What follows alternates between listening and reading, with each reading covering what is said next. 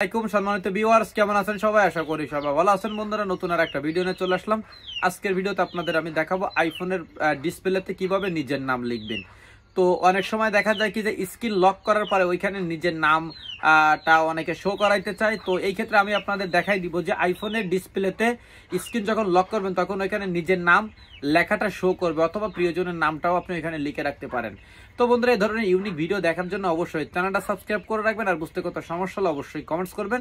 তাহলে পরবর্তীতে নতুন কোনো ভিডিও নিয়ে আবার আমি আপনাদের সাথে এই বিষয় নিয়ে আলোচনা করব।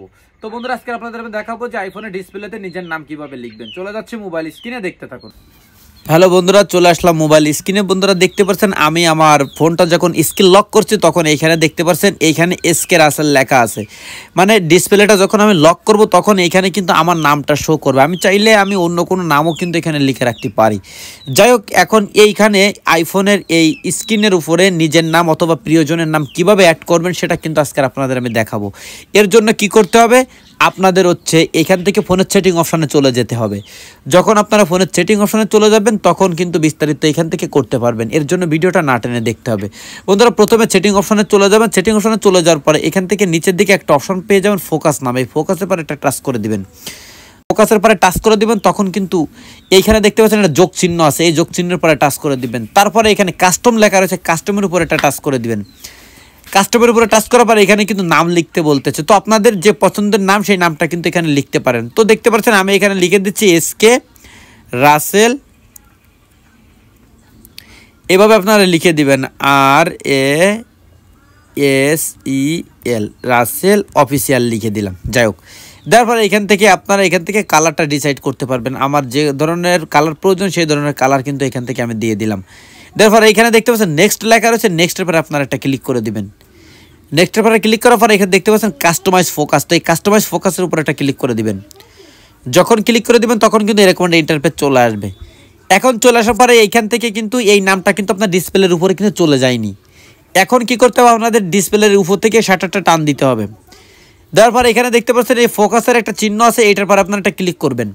করার পরে দেখতে পাচ্ছেন এই নামটা কিন্তু এখানে চলে আসছে। দেখতে পাচ্ছেন এসকে রাসেল অফিসিয়াল লেখা। এটা পরে আপনারা একটা টাচ করে দিবেন। যখন এটা পরে টাচ করে দিবেন তখন কিন্তু এটা কিন্তু আপনার স্ক্রিনের উপরে কিন্তু চলে যাবে।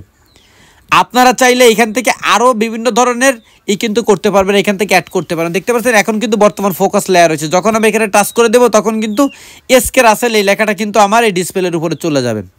এখন আমি যদি এই ডিসপ্লের উপরে যে স্ক্রিন লকটা করে আমি যদি এখন আপনাদের দেখাইতে চাই তাহলে কিন্তু ভিডিওটা একদম কেটে যাবে, ভিডিওটা নষ্ট হয়ে যাবে। তো আপনারা এখান থেকে খুব সহজে কিন্তু এটা পরে একটা টাচ করলে কিন্তু ফোকাস আসবে, আর এটা পরে টাচ করলে কিন্তু আপনার ডিসপ্লের উপর এই নামটা কিন্তু চলে যাবে। এই যে নামটা দেখতে পাচ্ছেন, আপনারা চাইলে এখানে কিন্তু আরও অনেক কিছু কিন্তু এখানে সেট করতে পারবেন। আমি শুধু এসকে রাসেল লিখে রাখছি, আপনারা চাইলে আরও অন্য কোনো নাম এখানে একের পর এক আপনারা কিন্তু অ্যাড করে নিতে পারবেন, অথবা আপনারা চাইলে কিন্তু আপনাদের প্রিয়জনের নামটা কিন্তু এখান থেকে লিখতে পারবেন। তো অনেকে কমেন্টস করছিল যে আইফোনের ডিসপ্লের উপরে কীভাবে নিজের নাম বা প্রিয়জনের নাম অ্যাড করবো, এই নিয়ে একটা ভিডিও দেওয়ার জন্য। তো ঠিক আজকে সেই ধরনের একটা ভিডিও নিয়ে আপনাদের মাঝে আমি চলে আসলাম। যদি বন্ধুরা ভিডিওটা ভালো লাগে অবশ্যই একটা লাইক করে ভিডিওটা শেয়ার করে দেবেন। বুঝতে কত সমস্যা হলে অবশ্যই কিন্তু কমেন্টস করবেন। তাহলে পরবর্তীতে নতুন কোনো ভিডিও নিয়ে আবার আপনাদের মাঝে আমি ওইটা বোঝানোর জন্য চেষ্টা করব। তো বন্ধুরা, আজকের মতো এখানে শেষ করছি। নতুন কোনো ভিডিও নিয়ে আবার আসার জন্য চেষ্টা করব। ততক্ষণ সবাই ভালো থাকবেন, সুন্দর থাকবেন। আসসালামু আলাইকুম।